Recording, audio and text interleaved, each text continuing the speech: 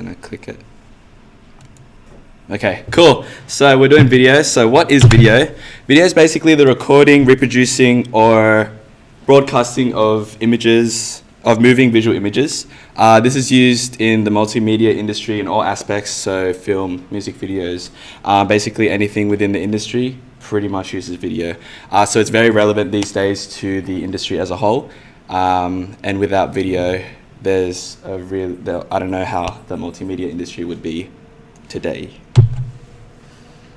Okay guys, so just gonna give a quick rundown on the video types. So we have analog video. So analog video is the representation of multiple images through the use of a time-varying analog signal. This signal indicates the brightness and color information within the video signal. So analog video can be found on video content presented through analog electronic systems such as VHS videotapes, non-digital broadcast TV, and non-cable TV. Currently, most of the multimedia industry has converted to digital video, making the use of analog video obsolete. Where do we find analog video these days? These days? If you were to answer in a museum, you'd be correct. True. Okay, so analog video is linear. So have you guys ever used a VHS tape? And when you guys want to go back or go to somewhere specific, you have to like forward or rewind all the way to it. So yeah, so that's what it means by that it's linear. And analog video, the problem with it is that it experiences generation loss. So this is the loss of quality through copying or transcodes of data. So if you tried to copy the video from a VHS, the quality gets worse every time you copy it. So that's basically generation loss. And moving on to digital video, which is the representation of multiple digital images through encoded digital data. Digital videos are made of binary codes, so ones and zeros, that represent the video imaging computers can read. So digital video can pretty much be found everywhere in technology. So digital video can be found on video content presented through digital electronic systems, such as DVDs, computers, and smart TVs. One of the benefits from digital video is that it doesn't not experience generation loss, which is great. And so digital video is now pretty much the standard for video quality in the multimedia industry. This is just basically due to the control over the quality that digital videos provide. Cool, yeah. This is not me. File size. Frame rate is the number of images photographed per second is referred to as the frame rate of the movie. It is measured in frames per second.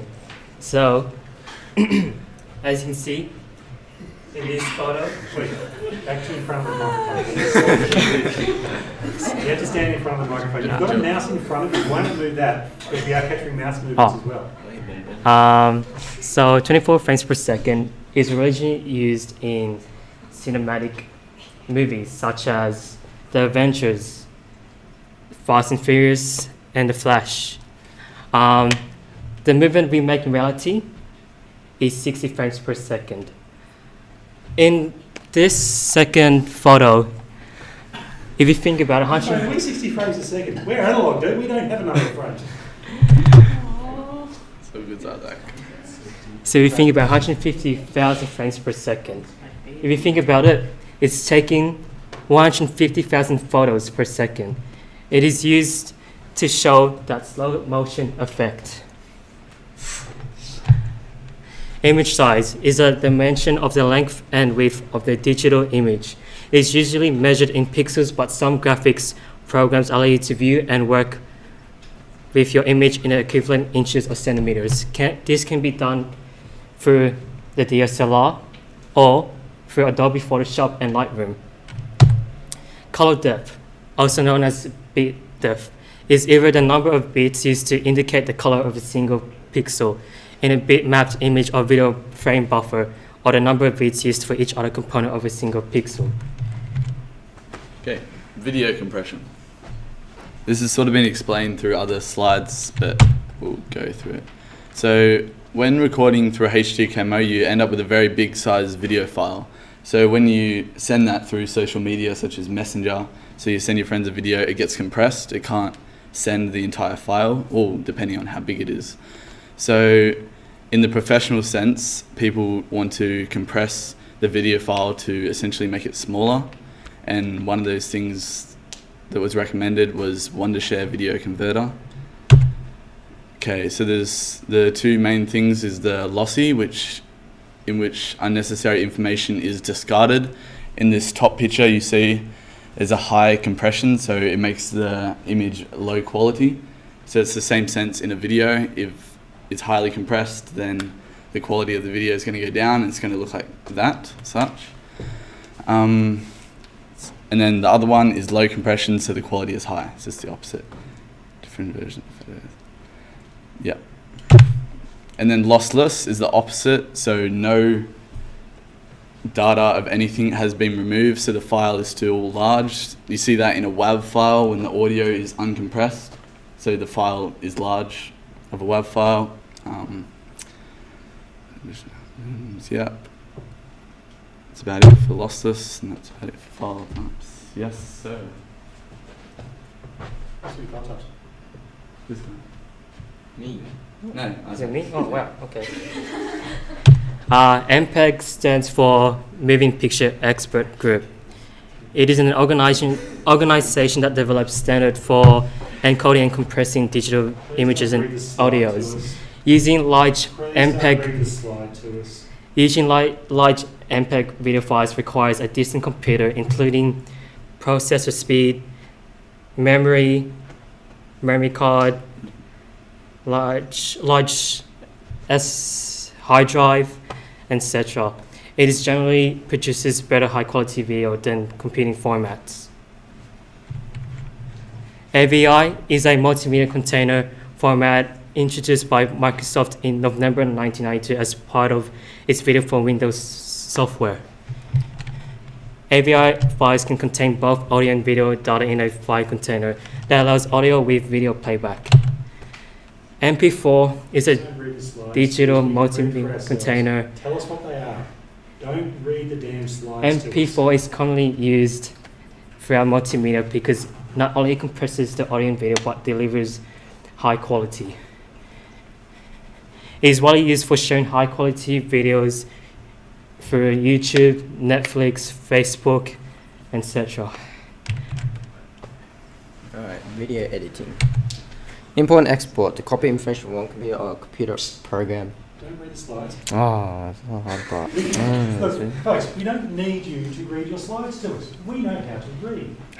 Don't just put text on a slide. Give us examples, for goodness sake. Yeah, that's what I'm going to do. Come on, don't read your Alright. slides to us. So an example here would be obviously, oh dang. Alright, so example here would be a file obviously going to a computer, then that's importing, right? To another computer will be exporting, so transfer. Hey, that's right, let's go. Transition, so like in multimedia, After Effects would be transition, so a simple scene, cut to another scene. So, alright, so hammer here will be transition to another scene, so like fade black, alright. Then it will just set to another scene, yeah? I'm doing alright, I'm doing all good. I'm doing this. Alright, titles, so pretty much is what you see up front, straight up. So imagine a book, you'll see pretty much anything. So like that can be a title for a book. Alright, cool. Oh yes, sir. Special effects. So this would be usually used in videos or images. So for twisting, it will be like a rotating video, so it will either twist in and curve out, in, out, something like that. Yeah, something like that. Alright, that's sort of one of them-ish. because that's different. Zooming would be like, imagine Isaac. You see him from a distance, then you zoom in, so you just go really close. So that's zooming, yeah? Okay, rotating, same thing as a spin, but rotating like images will be, what do you call that? 90-degree angle, or landscape, or portrait, horizontal, or the other one. Slow motion would be like the TV series The Flash. You know how it runs really fast? He sees the world in slow motion. So By reality, people see him fast. yeah, so he see what did you say again? By reality, the people see Flash. Yeah, see Flash run really fast. So pretty much. Okay. Time lapse. Oh, you say that one. I don't know that one. I don't know time lapse. Well, there's two methods they can do time lapse. One is recording and one is taking shot. Professional photographers recommend shooting shots because you can change the image quality to RAW, which uncompresses the images. Alright, cool. This I don't know, but distorting would be usually used on an image, so you either can like skew that or warp it. But distorting, like, example would be your face. Imagine like blinds will come down, like distort your face, so my eyes would go. Say blinds. I don't know, bro. Yeah, like. Hold on. So imagine a face, right? So the face is like that, alright? Okay. All you. And then distorting will either have like this type of blur-ish effect, which make the whole face go like lanky. So it got a Mikey tick. No. What do you mean? Oh, so it's like clothes. Yeah, like it would just get squished up and everything, alright? Yeah, all you. Good job. Synchronizing sound would be like this. You can remove and fix the sounds from a music. So you're in the city, right? You hear too much sounds around you, so you hear the humming when you're hearing it on your earphones. Imagine you record something, then you want to hear it, then you hear a humming, so you can either use that to fix it up. Oh, I think that's it. Oh crap! Oh yeah. All right. Oh my god. Awesome. Well, my one doesn't do that. It doesn't zoom and whatever. All right, cool. So you got color balance, and that's the adjustment of the intensities of colors and it's just when you have a video file and you have the background of whatever you're shooting, you're gonna want to balance the colors out, because if you have too much yellow, you have too much blue, you have too much red, it's just gonna overpower the image. So color balance is just changing that so that the colors are balanced. Brightness is the visual perception in which a source appears to be radiating or reflecting light, and this can brighten up shots, making it so that the image appears to be brighter than it actually is, and that can be done through filters and stuff like that in post. I'm sorry, look, it's when just... you listen back to this, you're going to look like idiots, you all want to eat chips, and the bash of the keyboard is going to sound really, really, really loud and annoying. I didn't say it. Okay, blurring is the apparent streaking of a rapidly moving object. So blurring can be used in the background of an image or on a single focus point, depending on what you want in post. So you see in those images there, so you see this one, it's just normal, where the subject and the background is all normally framed. And then you can see here, the subject is more focused in, and then the background is blurred out to focus more attention onto the subject of the shot. I'm sorry. Morphing, what is that? Morphing.